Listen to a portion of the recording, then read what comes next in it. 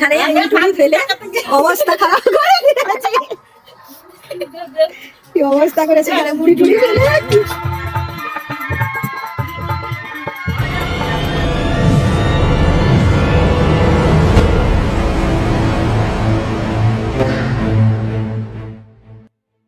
পৃথিবীর সবচেয়ে কঠিন কাজ হলো নিজেকে সংশোধন করা। আর সহজ কাজটা কি জানো? কি বলো তো?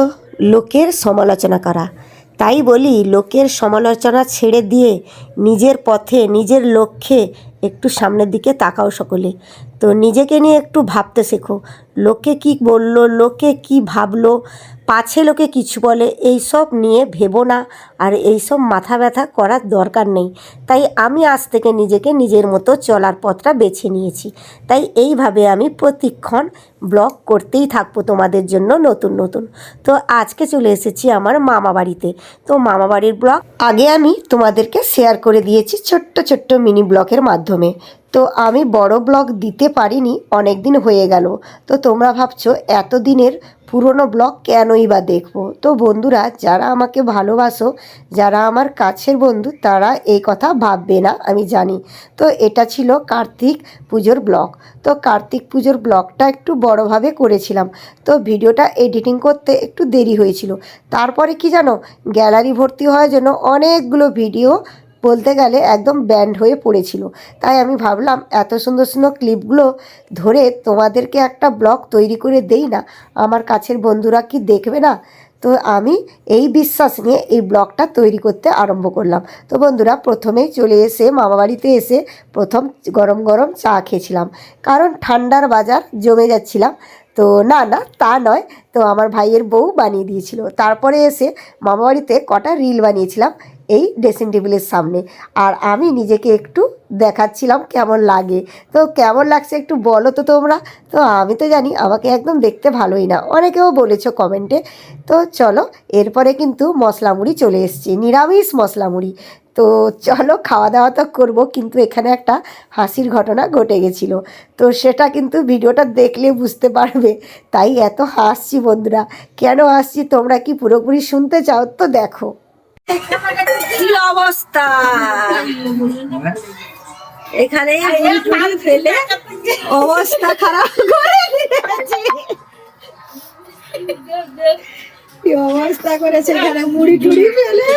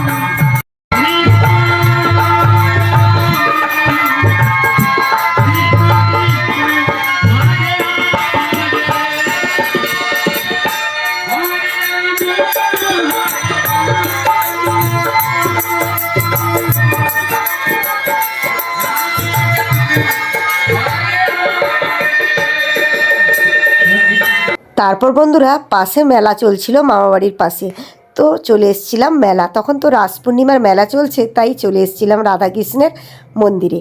তো সেখানে এসে এই চটপটি কাকুটাকে দেখতে পেলাম। আমার বাড়ির কাছে মাজনায় বসে প্রতিদিন সন্ধ্যের সময়, তাই দেখতে পেয়ে লোভ সামলাতে পারলাম না, দিয়ে চলে এলাম খেতে।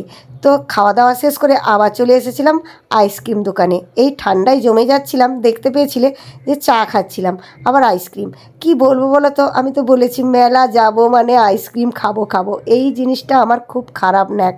তো যাই হোক না কেন, আইসক্রিমটা খেতে খুব সুন্দর ছিল, আর এতটা শক্ত হয়ে গেছিলো, ঠান্ডা পড়েছে তো তাই, তাও কিন্তু খেতে খুব ভালো লাগছিল। তারপরে বন্ধুরা আমরা আবার বাড়িতে ফিরে গেছিলাম, মামা বাড়িতে। সেখান থেকে আবার সকলকে একসাথে নিয়ে আবারও এসছিলাম এই মণ্ডপে। তো এখানে এসে যখন দেখি খাওয়া দাওয়ার ব্যবস্থা ছিল, তো খাওয়া দাওয়া করব বলেই এসেছি, যেহেতু এখানে ঠাকুরের অন্নপ্রসাদ দেবে, তো বসে গেছি সবাই পাতা নিয়ে। তো আমরা কিন্তু একসাথে সকলে খেতে বসতে পারিনি, কারণ একসাথে আমরা বলতে গেলে 10-12 জন ছিলাম। তো 10-12 জন তো একসঙ্গে বসা সম্ভব নয়। তো কিছু জনকে একসাথে বসিয়ে দিয়েছিলাম, আর কিছু জনকে আবার একসাথে বসিয়েছিলাম। তো আমি শেষ পাতে বসছি। তো শেষ পাতে বসে মোটামুটিভাবে খাওয়া কমপ্লিট করেছিলাম। তো প্রথম পাতেই ডাল নেব, তাই বসে গেছি। তো আমি তো বলেছি প্রথম পাতের ডাল আমার দরকার, ডালটা আমার খুব প্রিয় খাওয়ার ভিতরে।